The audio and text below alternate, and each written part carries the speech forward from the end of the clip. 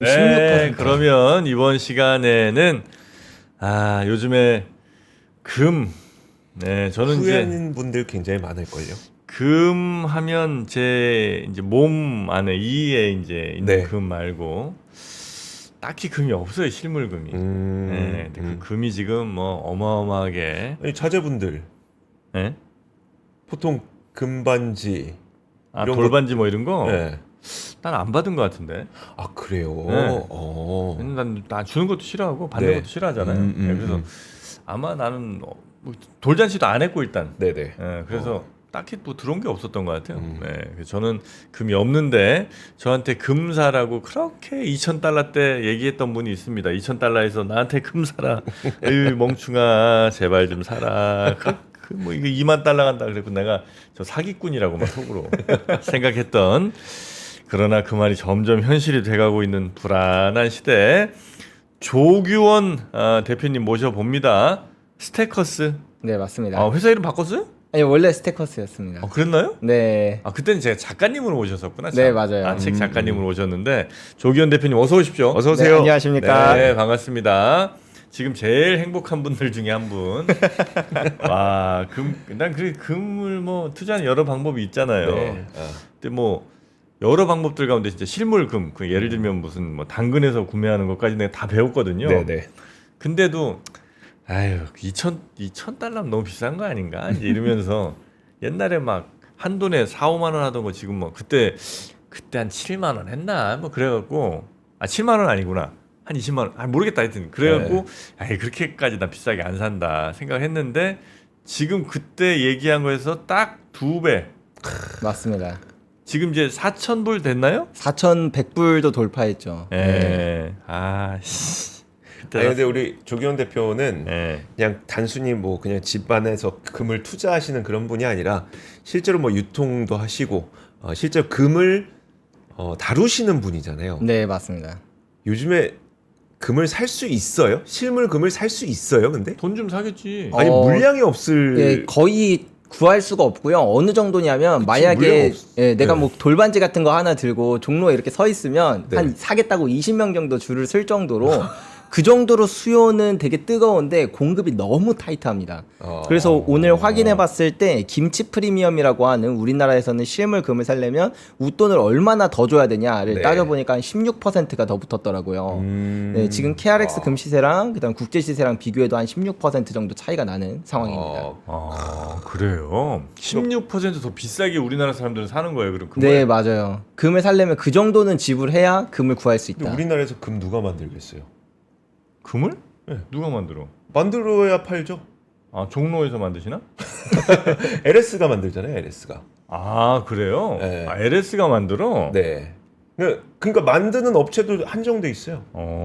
금을 만드는데 거기에요? 왜냐면 이제 정제를 해서 금을 뽑아낸 다음에 그 금제를 금괴로 만들어야 되니까. 야, 네. 거기서 일하시는 분들은 옷에 이렇게 묻은 거 이렇게 조금씩 해도 안 되나? 여튼 공급이 그냥 딸리니까 너무 그래서 딸린다. 아마 사고 싶어도 그렇게 살 수가 없는 상태일 것 같기도 해서요. 네, 맞습니다. 그래도 올해 초에는 뭐 한국조폐공사부터 이제 다양한 기업들이 다 금이 품절되는 사태가 일어나는데 지금은 16%를 주면 살 수는 있어요. 그래서 아직까지는 그 정도 상황까지 오진 않았지만 이제 차차 그런 상황으로 점점 나아가고 있다라는 느낌이 제가 봤을 듭니다. 때 16% 주면 살 수 있다는 거는 안 팔고 쟁여놓는 거네요. 네, 맞습니다. 아니 그럼 이게 그렇게 안 팔고 있는 이유는 금값이 지금 이렇게 비싼데도 안 팔고 있는 이유는 앞으로 더 간다는 전망들을 다들 하시니까 그런 걸 거 아니에요? 그렇죠, 맞습니다. 어디까지 가려고 이제 진짜 그때 얘기하신 2만 달러는 좀 너무 오버잖아. 저는 진짜 그 정도는 충분히 가능할 거라고 생각을 해요. 그래요? 그리고 2만 달러가 목표 가격이 아니고 거기는 지나가는 과정이라고 생각을 하거든요. 사실 우리가 한 4,000불을 넘어가는 순간부터 또 2,000불 때도 똑같은 말이지만 금값이 너무 비싸다는 말을 해요. 근데 네. 돌이켜 봤을 때 애초에 금값이 비싸지 않았던 적은 없거든요. 그래서 마치 지금 4,000불 돌파하고 또 역사상 최고치다 이런 뉴스 나오니까 배 이미 떠난 것 같다 이런 생각을 많이들 하시는데 이 사실 금이라는 자산의 본질을 이해하고 지금 왜 금 가격이 4,000불이 되었는가의 그 본질을 이해하면 결국엔 배는 아직도 항구에 있다라는 거를 우리가 금방 이해할 수가 그 있습니다. 본질 좀 이해하기 쉽게 좀 설명 좀 해주세요. 네, 일단 금값이 4,000불을 갔다라는 게 어떤 의미일까를 한번 생각해 보면 좋을 것 같아요. 네. 그거는 단순하게 금 가격이 올랐다라기보다도 마치 채용계에서 숫자를 보여주는 것 같아요. 네. 아, 지금 경제가 이 정도로 안 좋다. 그리고 지금 현대의 금융 시스템에 많이 문제가 있다라는 그 시그널이라고 우리가 이해를 해봐야겠죠. 네. 자, 그러면 이 금이라는 자산이 왜 오르기 시작했는가, 그리고 이 금이라는 자산이 언제부터 각광받기 시작했는가를 쭉 거슬러 올라가 보면 누가 먼저 매집을 했는가를 살펴볼 필요가 있다고 생각합니다. 우리는 이 금에 가장 반대되는 자산이 무언가를 생각할 때 가장 많은 사람들이 이야기하는 게 바로 달러예요. 근데 가만히 생각해 보면 달러가 돈인가? 라고 할 때 사실 돈이라고 볼 수는 없어요. 달러는 화폐에 가깝거든요. 네. 돈이 되려면 두 가지 속성이 필요합니다. 돈이 화폐 아니에요? 돈과 화폐가 조금 달라요. 아, 그래요? 어떻게 다른지 한번 설명드려 볼게요. 네. 돈은 교환의 수단으로도 쓰여야 되지만 가치 저장의 수단으로도 쓰여야 됩니다. 그쵸. 근데 화폐는 가치 저장의 수단일 필요는 없어요. 교환의 수단만 돼도 되는 겁니다. 그래서 우리가 뭐 예를 들면은 뭐 어떤 뭐 PC방에서 포인트를 이제 뭐 적립할 수도 있고 네. 아니면 신용카드의 포인트도 사실 화폐가 될 수는 있는 거죠. 다만 그거를 우리가 가치 저장 수단으로 쓰지 않는다라는 게 가장 중요한 포인트인데 가치 저장 수단이 된다라는 건 오늘의 나의 부가 10년 뒤, 20년 뒤에도 가치가 보존될 거라는 그 믿음이 있어야 돼요. 네. 근데 달러는 필연적으로 계속 늘어나고 그렇기 때문에 가치가 떨어집니다. 사실 달러는 그런 측면에서 볼 때 돈이 아니라 화폐인 거죠. 그러면 가치가 떨어지는 자산을 대체 누가 모을 거냐. 그러니까 미국이라는 정부는 금리를 통해서 충분한 보상을 해주는 거죠. 그래서 금에 반대되는 자산은 달러라기보다는 미국 국채에 가깝다. 우리는 요걸 먼저 이해를 해야 됩니다. 네. 그래서 각국의 중앙은행들은 외환보유고의 많은 양을 미국 국채를 보유하고 있었어요. 네. 근데 이제 이 금과 미국 국채 이 두 가지 양방 구도에서 미국 국채에 대한 신뢰도 그리고 미국 국채에 대한 그 가치가 점점 낮아지고 있다라는 걸 2010년부터 각국의 중앙은행들이 느끼면서 이렇게 넘어가게 됐는데 각국의 중앙은행들이 2010년부터 이제 금에 대한 매입량을 계속 늘리기 시작했고 2000년대에는 각국의 중앙은행들의 외환보유고에서 달러가 차지하는 비중이 70% 정도가 됐었는데 지금 50%대까지 떨어졌거든요. 이 근본적인 이유는 달러를 너무 무차별적으로 발행했던 2008년, 2020년을 보면서 이거 어차피 이 정도로 발행하면 달러 가치가 지금 당장은 괜찮은 것 같아도 시간이 지남에 따라 5년, 10년 뒤의 가치는 훨씬 더 많이 떨어질 텐데 과연 금리로 보상할 수 있을까를 생각하면 금리로 보상을 한다라는 건 실질 금리를 플러스로 유지한다라는 뜻이잖아요. 네. 실질 금리가 플러스가 되면은 어쩔 수 없이 정부의 부채의 부담이 더 늘어나게 됩니다. 근데 미국의 지금 부채가 37조 달러, 거의 38조 달러에 가까워요. 우리나라 돈으로 하면 5경에 가깝고 단순히 부채의 양만 따져 볼 게 아니죠. 그 국가의 경제력을 같이 따져봐야 됩니다. 우리도 어떤 사람이 내가 빚이 한 1억 정도 있다라고 할 땐 누군가한테는 큰 빚일 수 있지만 연봉이 네. 10억인 사람한테 1억의 빚은 그렇게 큰 빚이 아니잖아요. 네. 따라서 GDP 대비해서 그 부채 비율이 얼만가가 되게 중요한데 미국은 GDP 대비 부채 비율이 120%를 넘어섰고 이거는 2차 세계대전 때보다 더 높은 수치라는 걸 알 수 있습니다. 네. 역사적으로 GDP 대비 부채 비율이 120%를 넘어섰던 국가들은 디폴트를 했다라는 걸 알 수 있어요. 그냥 단순히 돈을 못 갚겠다 뿐만 아니라 뭐 내가 돈을 갚긴 갚되 이전보다 더 낮은 가치의 화폐 가치로 돈을 갚는 현상 이런 네. 것들 이제 기술적인 디폴트라고 하는데 이런 상황에 이제 미국이 직면했다라는 걸 하나 알 수 있고 또 하나는 미국이 1년에 부채에 대한 이자만으로 1조 달러를 내고 있습니다. 네. 국방비도 보다 더 많은 양의 돈을 고작 이자 갚는 데만 그렇게 쓰고 있다라는 건데 네. 1년에 미국이 세수가 5조 그리고 지출이 7조 그냥 숨만 쉬어도 2조의 빚이 계속 늘어나고 있는 거예요. 네. 그렇다 보니까 이제 각국의 중앙은행들은 생각하는 거죠. 이미 빚도 한계에 왔고 이 한계에 온 상황에서 과연 얘네가 또 실질 금리를 플러스로 유지하면서 미국 국채에 대한 가치를 유지할 수 있을까? 이거에 대한 의문이 들어서 금 가격은 그때부터 사실 오르기 시작했다. 그 시점이 언제쯤이에요? 이제 이 정확히 중앙은행들이 모으기 시작한 건 2010년 그리고 금의 슈퍼 사이클이 시작된 건 2019년이라고 보면 될 것 같습니다. 19년. 네, 근데 그때 공교롭게도 중국이 자꾸 미국의 국채를 팔길래 그래서 이거 그냥 그 당시가 또 겹치는 게 그러니까 트럼프 일기 행정부이다 보니까 네. 무역 분쟁 때문에 중국이 국채로 미국을 공격하려는 거 아니야? 국채를 팔아서 국제가 떨어뜨려서.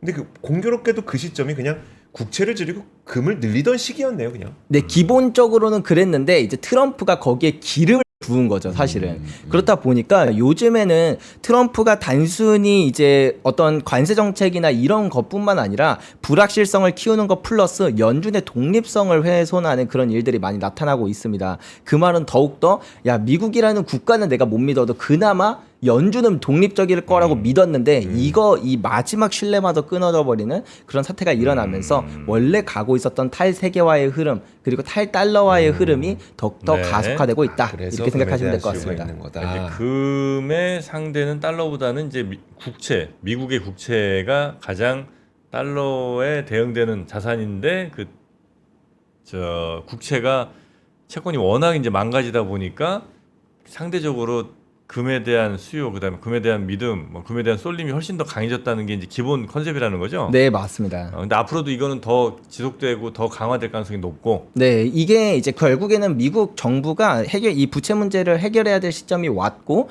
여기서는 이 해결하기 위한 방법이 세 가지가 있어요. 첫 번째는 긴축, 허리띠를 쫄라맨다. 네. 근데 이미 이 복지적인 측면에서 너무나도 이제 뭐 미국뿐만 아니라 한국 그다음 선진국들을 보면은 공짜 돈이나 이런 거에 많이 좀 익숙해져 있다 보니까 사실 복지를 줄이기가 쉽지가 않아요. 네. 반발이 되게 심해서. 그렇다라고 한다면 이제 두 번째는 화폐 가치를 떨어뜨려서 이제 그 부채를 갚는, 부채를 활활 태우는 네. 방법입니다. 이게 가장 유력한 방법이고 세 번째는 지금 미국 행정부가 하고 있는 방법인데 성장을 통해서 이거를 해결하는 방법을 택하려고 해요. 실제로 1990년대 레이건 행정부 때 이런 식으로 부채 문제를 한번 넘어갔던 적이 있긴 했거든요. 근데 그때는 이제 세계화 시대였고 네. 부채 비율도 GDP 대비 한 50% 정도밖에 안 됐기 때문에 부채에 대한 부담이 그렇게까지 큰 시기는 아니었기 때문에 가능했다고 생각해요. 지금은 숨만 쉬어도 2조씩 올라가는 이런 상황에서 사실은 불가능에 가깝다. 결국에는 미국이라는 국가는 역사적으로 이런 기술적인 디폴트를 했던 적이 몇 번 있었는데 그때와 마찬가지로 지금은 화폐 가치를 태우는 것 말고는 방법이 없기 때문에 저는 금에 대한 상승 사이클이 여전히 유효하고 그 관점에서 볼 땐 금은 2만 불은 그 지나가는 과정 중에 하나지 않을까 저는 그렇게 생각하고 근데 있습니다. 그때 왜 2만 불 말씀하셨었죠? 저는 그때 그러니까 그 이전의 사이클과 한번 비교하면서 그걸 그대로 대입해 보면 한 2만 불 정도 됩니다라고 말씀하셨던 걸로 기억이 났었거든요. 한번 네. 이게 오르기 시작하면 네. 한 10배쯤 간다고 그러셨던 것 같아. 그래서 그죠? 네, 일단 그런 그 통계적인 측면도 맞는데요. 네. 우리가 금이라는 자산의 역사가 거의 5,000년이 돼요. 네. 기원전 3,200년 고대 메소포타미아부터 지금까지 금 가격 폭등의 역사들이 되게 많은데 네. 이때 이제 금 가격이 어디까지 올랐는가를 보면 그 국가가 보유한 금 보유량과 그다음에 본원 통화량이 1대1로 매치되는 시점 그 이상까지는 올랐다라는 걸 알 수가 있거든요. 맞아, 이 말씀하셨었어요. 네. 네네. 아. 그 지금 미국의 본원 통화량이 한 5.2조 달러 정도 되고 거기에다가 미국이 보유한 금 보유량이 8,133톤이니까 이걸 나눠보면 최소한 금 가격은 21,422불 정도는 간다라는 걸 알 수 있고 실제로 이러한 측면처럼 1933년에도 그리고 1970년대에도 금의 상승 사이클 때 다 이 지점을 넘어서는 순간까지 금 가격이 올랐다. 네, 이렇게 이해하시면 될 것 같습니다. 금이랑 1대1 매칭 되는 순간까지는 한번 간다는 거군요. 네, 맞습니다. 빨리 그럼 근데 그만큼 이제 돈값이 떨어진다는 얘기. 금 아, 많아지면서. 맞습니다. 그렇겠죠. 빨리 네. 우리가 금을 다 모아서 미국을 좀 주는 게 낫나? 왜 줘요? 그럼 이제 본원 통 전체적으로 네. 금을 모아서 주면 금값은 떨어질 거 아니에요. 아닌가?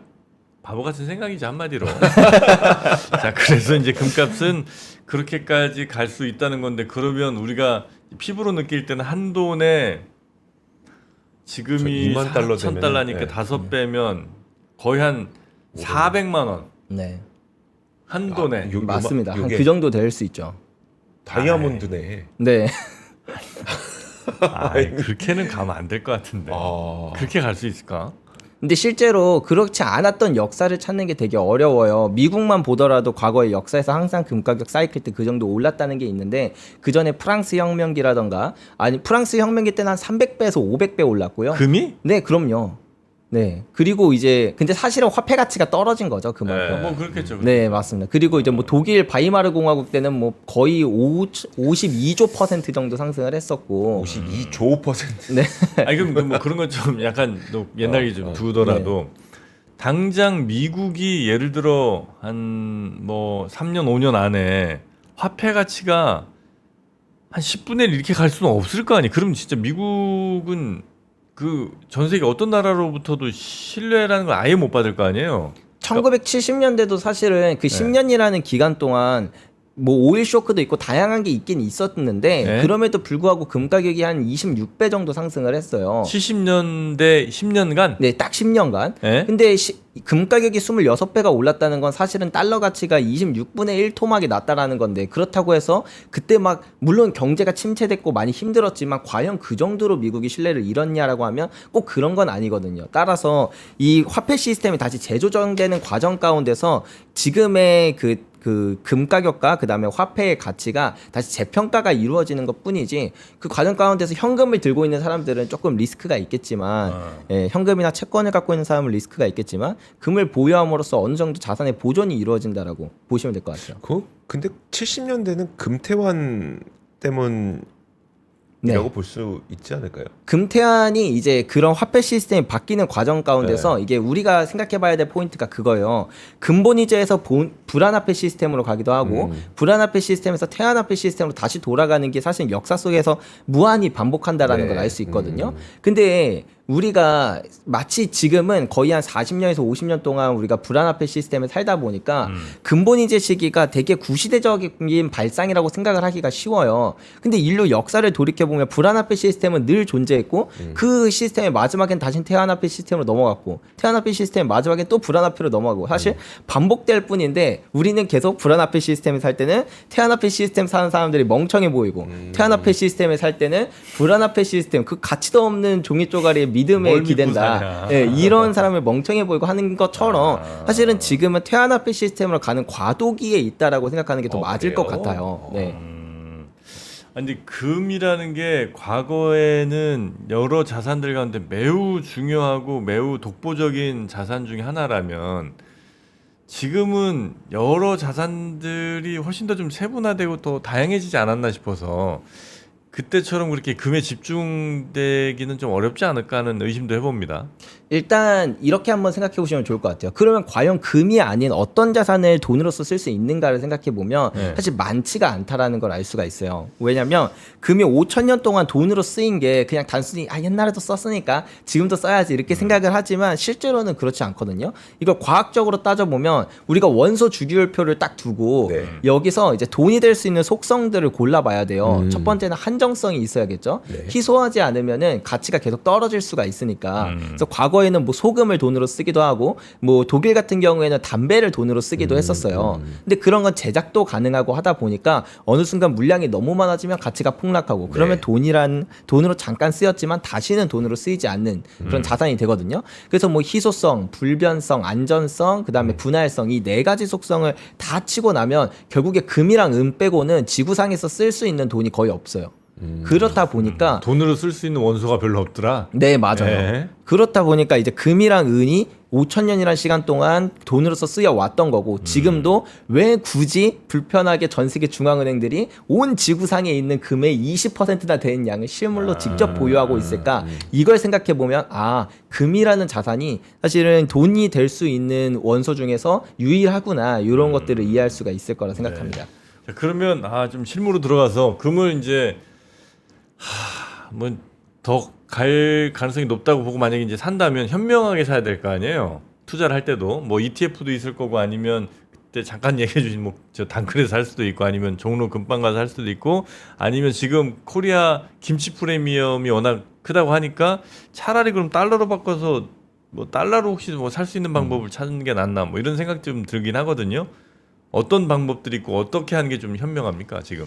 제가 지난번에 이제 나왔을 때는 항상 추천드렸던 방법이 실물이랑 그 다음에 아니면 처음이라고 하면 KRX 금시장을 많이 추천드렸거든요. 근데 지금은 김치 프리미엄이 거의 17%에 가깝다라는 건 무슨 말이냐면 금값이 하나도 변하지 않아도 공급적인 측면만 완화됐을 때 나는 16% 17% 손실 본다는 뜻이에요. 저는 그렇게 사고 싶지 않습니다. 네, 저도 그거는 이제 좀 권해드리기 어려워서 지금 같을 때는 좀 이례적이지만 차라리 뭐 GLD라던가 IAU 같은 그런 뭐예요? 네, 해외 상장 금 ETF입니다. 아. 네, 그래서 그런 ETF로 투자를 하신다라고 미국 시장? 하면 네 맞습니다. 아. 그러면 굳이 우리나라 코리아 김치 프리미엄을 네. 주고 웃돈을 주고 살 필요는 없으니까 잠깐 이걸로 투자하셨다가 어느 정도 이제 공급이 완화되면 그때 뭐 KRX로 넘어가셔도 좋고 아니면 실물로 넘어오셔도 좋으니까 이런 방식으로 투자하는 게 지금은 가장 효율적이다 이렇게 볼 수 있을 것 같아요. 그러니까 지금 이 시점에서 살 때는 이전에 사던 대로 그냥 KRX 가서 사거나 아니면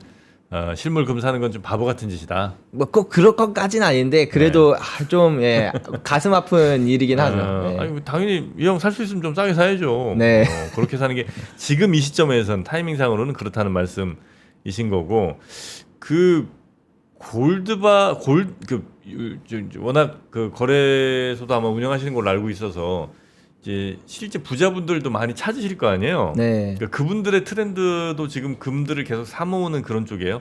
부자들이 대체로 그런 거 빨리 맞더라고 냄새를. 진짜 특이한 게 뭐냐면 네. 저는 사실은 몰랐어요. 근데 이 김치 프리미엄이 한 2%에서 3% 정도 붙었을 때 네. 이제 그게 이제 일반적인 수준이거든요. 네. 이때 보통 많이 사시고 한 5%에서 6% 정도 갔을 때까지는 사세요. 근데 그 이상 되면은 금을 안 사시다가 그리고 나서 요즘 들어서 왜 이렇게 그러니까 그때는 일반인 분들은 별로 안 샀거든요. 네. 네, 막 금이 되게 횡보했어요. 올해 4월부터 8월까지. 그때는 일반인 분들은 거의 안 사시는데 자꾸 큰 손들이 엄청나게 큰 양으로 사시는 거예요. 그래서 저는 제가 뭐 금 이런 이야기를 하고 뭐 전문가라고도 어디 이제 초병돼서 얘기를 하지만 사실 금 가격이 이렇게 단기적으로 많이 오를 거라고는 예측 못 했거든요. 예. 그리고 나서 4,000불 돌파하는 거 보고 진짜 저는 아직 멀었다. 네, 그런 생각도 들더라고요. 그분들이 아직 팔진 않아요. 네, 팔지는 않습니다. 이 정도 오르면 사실 그러니까요. 난 팔고 싶을 것 같거든요. 네. 내가 2,000불에 샀어. 근데 4,000불 됐으니까 더블 된 거 아니에요? 네네. 뭔 자산이 더블 되면 팔고 싶은 욕망이 막 생길 텐데 안 팔아요 지금. 아마도 제가 아까 전에 말씀드린 것처럼 사실 금이라는 자산이 역사적으로 어떻게 올라왔고 어디까지 올랐고 지금 왜 오르는지 뭐 본질적인 측면을 생각해 보면 누군가가 볼 때 4,000불은 되게 비싼 가격이지만 어떤 사람이 볼 때 4,000불은 터무니없이 저렴하다라고 생각이 들 수 있어요. 만약에 어떤 사람이 저한테 포켓몬 카드 하나 가져와서 이거 1,000만 원에 사실래요 하면은 그깟 종이 쪼가리가 뭐라고 난 안 사라고 하겠지만 네. 그게 만약에 뭐 경매 시장에서 1억이 넘는 가격이라는 걸 보는 눈이 있는 사람의 입장에서는 1,000만 원이면 헐값처럼 보이는 것처럼 같은 자산의 가격을 두고 보더라도 우리가 보는 시각에 따라 누군가는 그렇게 저렴하게 보는 것 같습니다. 아니 혹시 이렇게 금값이 많이 오르면 예전에 오일값 많이 오를 때 무슨 저 샌드 오일이나 뭐 이런 거 엄청 사람들이 막 찾아갖고 막 팠잖아요. 결국 쉐일이 됐죠. 쉐일 되고 비슷하게 혹시 금이 이렇게 막 미친 듯이 올라버리면 공급이 늘어날 가능성. 막 사금 채취 막 전 세계적으로 엄청 하고 아니면 뭐 없던 저 땅굴 파고 뭐 이럴 가능성은 혹시 없을까요? 있죠. 실제로 금가격이 많이 올라가면 공급이 늘어나긴 해요. 근데 네. 문제가 뭐냐면 이게 두 가지 문제가 있는데 첫 번째 문제는 금이라는 자산은 이제 한번 캐기 시작하려면 탐사부터 인허가도 받고 채굴한 다음 정제해서 시장에 나오기까지 10년이라는 시차가 걸립니다. 그렇다 보니까 실제로 가격 슈퍼사이클이 시작된 이후에 한 10년 정도는 지나야 공급이 그때부터 늘어나기 시작하고 그 다음에 이제 금의 상승 사이클이 좀 완화되는 모습이 나타나거든요. 네. 그렇기 때문에 지금도 그동안 이제 금관 기업들의 R&D 투자를 보면은 거의 투자를 못했어요. 그렇다 보니까 자본 투자가 없으니까 사실은 공급이 이제 막 다시 늘리려고 마음을 먹어도 실제로 늘어나는 건 한 2030년 이후다라고 평가를 해볼 수가 있고 네. 두 번째는 지구상에 남아있는 금이 이제 얼마 없다라는 게 문제예요. 한 미국 지질조사국에 따르면 5만 9천 톤인데 1년에 금을 한 3,000톤 정도 캐거든요. 네. 그럼 산술적으로 계산하면 이제 20년도 안 남은 거죠. 고갈까지. 그렇다 보니까 점점 채산성 있는 금강도 없어지고 그나마 채산성이 있는 금강이라고 하더라도 그거를 이전에 자본 투자를 안 해놨기 때문에 캘려면 시간이 더 오래 걸리고 그런 측면 때문에 금이라는 자산이 정말 희소해지는 거죠. 그래서 금값은 하여튼 그 말씀하신 그 레벨까지는 충분히 갈 거고 아마 그걸 지나서 더 갈 가능성이 높다라고 네, 맞습니다. 보신다는 거군요. 와 진짜 한 돈에 500만 원이 되면 네. 정말 배 아플 것 같아. 그러니까 우리 옛날에 한 돈에 3, 4만 원 할 때 난 네. 기억나거든요. 아, 그때도 근데 비싸다 그랬어요. 그러니까 그때도 그러니까 맞아. 그때 네. 비싸다고 했고 만약에 이걸 누군가 그때 야 이거 한 20년 지나면 한 돈에 80만 원 할 거야 그러면 말도 안 되는 소리. 그렇지. 아유 정신. 그 나갔어. 가격 되면 누가 사냐? 정신 뭐 나갔을 이런 말을 때 하죠. 했을 아 저는 네. 그 이제 제가 딱 사회생활 시작하고 돌반지를 굉장히 많이 줘봤으니까 20만 원일 그러니까 딱 20만 원일 때도 아 불과 얼마 전까지만 해도 16만 원이었는데 이거 너무 비싼 거 아니야? 그리고 한 27만 원 됐을 때도 아 얼마 전까지만 해도 20만 원이었는데 27만 원 너무 비싼 거 아니야?